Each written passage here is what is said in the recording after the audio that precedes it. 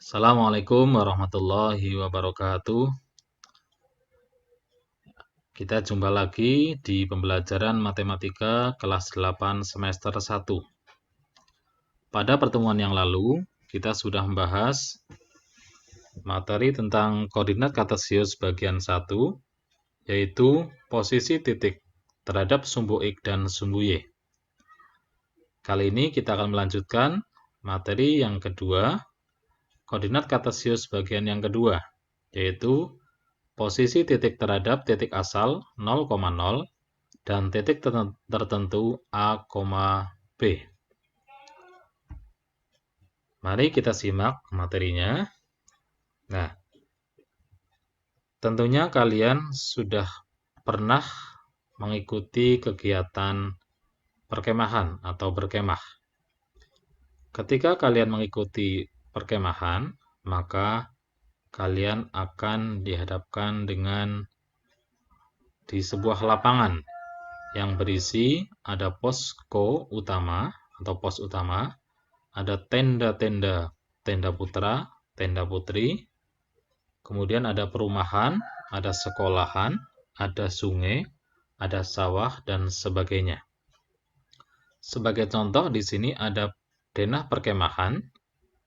Di dalam denah perkemahan ini ada beberapa titik, ada perumahan, ada pos 1, ada pasar, ada pos utama, ada tenda 2, tenda 1, tenda 3, tenda 4, ada pos 1 tadi, pos 2, pos 3, ada kolam, ada pemakaman, ada teka-teki tersembunyi, ada tanah lapang, dan ada hutan. Mungkin dalam hati kalian bertanya-tanya, misalkan kalian berada di tenda 1, maka posisi tenda 1 dari pos utama adalah bagaimana? Atau mungkin bagaimana kedudukan atau posisi tanah lapang dari perumahan dan sebagainya. Maka kalian bisa menghitung posisi dari tenda 1 ke tenda 3, berapa langkah, atau dari tenda 1 ke pasar, maka kalian bisa melangkah. Langkahnya adalah ke kanan, ke atas.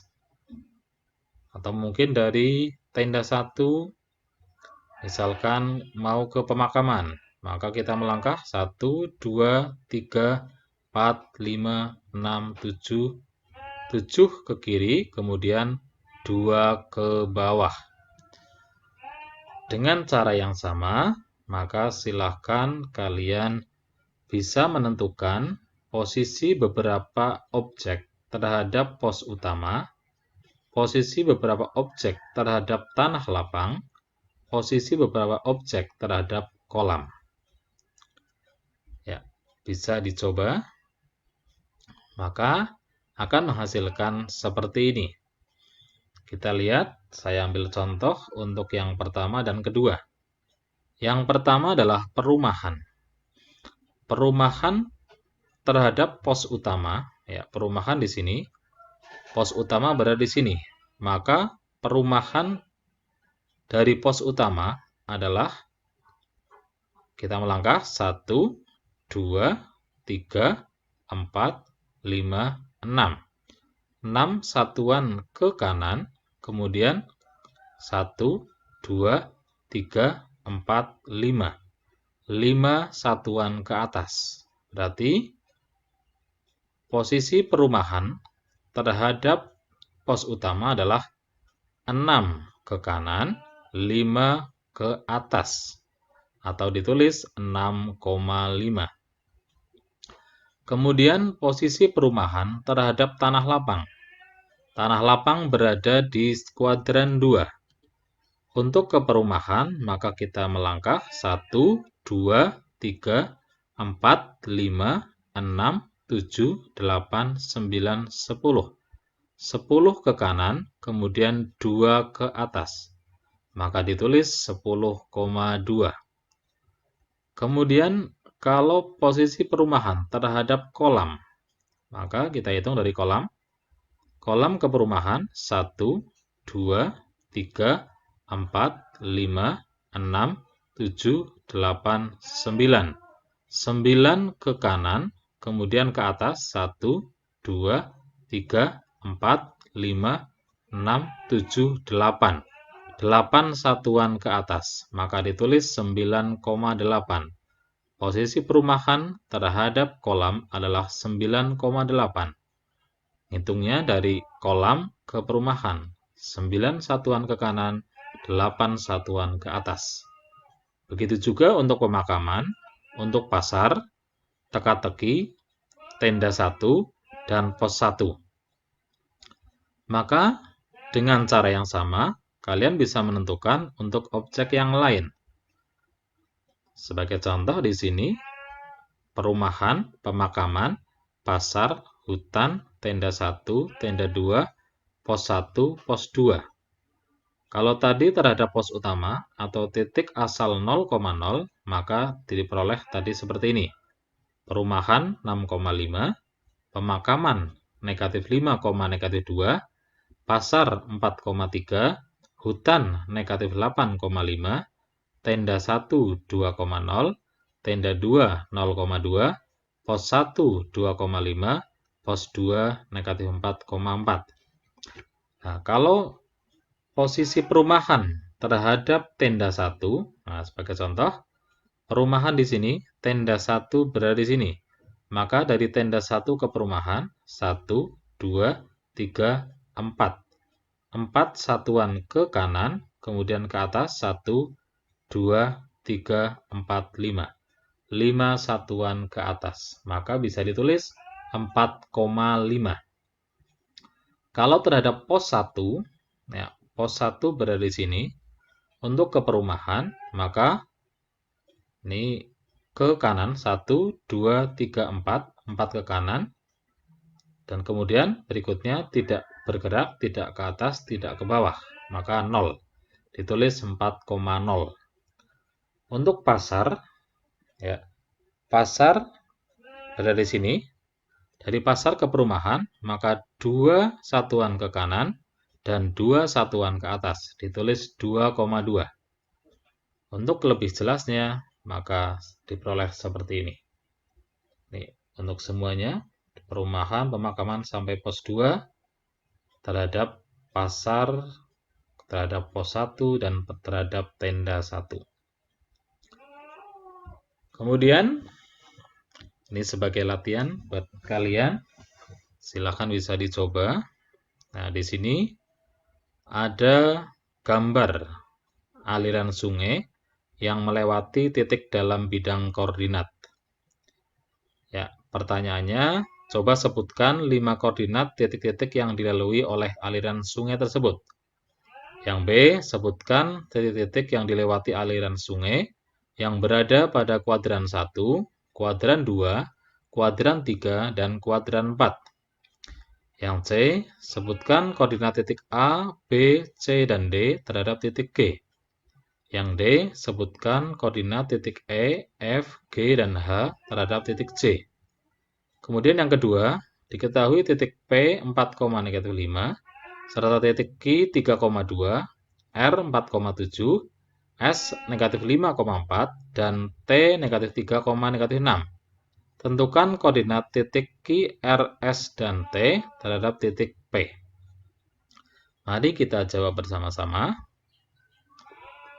Ya, maka diperoleh seperti ini. Sebutkan 5 koordinat titik-titik yang dilalui oleh aliran sungai tersebut. Nah, sebagai contoh, saya ambil titik A. Titik A ini berarti titiknya adalah 7 ke kiri, kemudian 7 ke atas. Maka ditulis negatif 7,7. Contoh lagi titik D. Titik D adalah, ya, ini berada di tengah. Titik berarti tidak ke kiri, tidak ke kanan, berarti 0. Kemudian ke atas 2. Ditulis D 0,2. Titik G misalkan. Maka titik G 6 ke kanan, 2 ke atas, ditulis 6,2. Titik J misalkan, maka J adalah ke kanan 1, ke bawah 5, ditulis 1, -5. Misalkan terakhir titik M adalah 7 ke kiri, 7 ke bawah, ditulis -7, -7 atau -7, -7. Kemudian yang kedua, sebutkan titik yang dilewati aliran sungai yang berada pada kuadran 1, kuadran 2, kuadran 3, dan kuadran 4. Ya. Kuadran 1. Nah, kuadran 1 titiknya adalah D, E, F, G, H. Untuk titik D, ini bisa ikut kuadran 1 atau bisa ikut kuadran 2. Titik H juga begitu, bisa ikut kuadran 1 atau bisa ikut kuadran 4. Nah, kemudian untuk kuadran 2, titiknya adalah A, B, C, dan D. Kuadran 3, titiknya adalah K, L, M. Kuadran 4, titiknya adalah J, I, H. Kemudian yang kedua, sebutkan koordinat titik A, B, C, dan D terhadap titik G. Titik A terhadap titik G. Maka kita hitung dari G. 1, 2, 3, 4, 5, 6, 7, 8, 9, 10, 11, 12, 13. 13 ke kiri, berarti min 13. Kemudian ke atas, 1, 2, 3, 4, 5. Maka negatif 13,5. Begitu juga dengan titik B, diperoleh negatif 12,2. Berarti dari G ke B, 12 ke kiri, kemudian 2 ke atas. Titik C di sini dari titik G berarti 9 ke kiri, 1 ke atas. Titik D di sini ini lurus jadi 0. Kemudian ke kiri 6, tidak ke atas, tidak ke bawah, maka negatif 6,0. Untuk titik D, untuk yang D, sebutkan koordinat titik E, F, G, H terhadap titik C. Dari C ke E, ya, berarti ke kanan 1, ke atas 9, ditulis 1,9. Titik F di sini dari C berarti ke kanan 4, ke atas 10. Ya. Kemudian titik G di sini dari titik C. Maka di sini kemudian ke atas. Ya. Kemudian berikutnya adalah titik H. H ke C, dari C ke H ya, C ke H, 1, 2, 3, ke atas 5, 1, 2, 3, 4, 5. Maka untuk titik H terhadap titik C adalah 3,5. Kemudian yang kedua, diketahui titik P adalah 4,-5, titik Q 3,2, titik R 4,7, titik S negatif 5,4, titik T adalah negatif 3,6. Sekarang, posisi titik P terhadap, kebalik ya, posisi titik Q, R, S, dan T terhadap titik P. Maka kita hitung Q terhadap P. Maka dari P ke Q. Ini perlu diingat, di sini gambarnya adalah 2 kotak untuk satu satuan. Kalau tadi kan 1 satuan untuk 1 kotak. Ini 2 satuan, 2 kotak untuk 1 satuan. Maka kita melangkah dari P ke Q, ke kiri 1, kemudian ke atas, ini sampai ke sini 5, ke sini 2, berarti 7. Ke kiri 1, ke atas 7. Maka ditulis -1, kiri ya, sorry. Ke kiri 1, ke atas 7.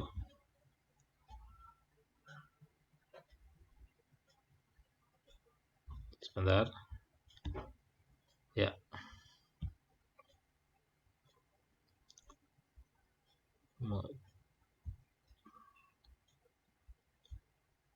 Ya, ke kiri 1, ke atas 7. Maka di sini ditulis min 1,7. Ini min 1. Kemudian yang kedua, P ke R. Ini tidak lurus, berarti ini tidak kiri, tidak kanan, berarti 0. Ke atas, kita hitung, sampai sini 5, ke atas lagi 7, berarti 12. 0,12. Kemudian yang ketiga, titik S. Ini ke kiri ini 4, kiri lagi 5, berarti negatif 9. Kemudian ke atas juga 9, maka ditulis negatif 9,9. Kemudian titik T. Nah, titik T di sini berarti ke kiri, ke sini 4, ke sini lagi 3, berarti negatif 7, ke bawah 1. Maka titiknya adalah min 7, negatif 1. Ya, itu untuk jawabannya. Semoga dengan pembahasan seperti ini kalian bisa memahami materi tentang posisi titik terhadap titik asal 0,0 dan titik tertentu A, B. Demikian penjelasan materi titik koordinat kartesius bagian yang kedua. Selamat memahami, selamat belajar, semoga sukses. Terima kasih, saya akhiri. Assalamualaikum warahmatullahi wabarakatuh.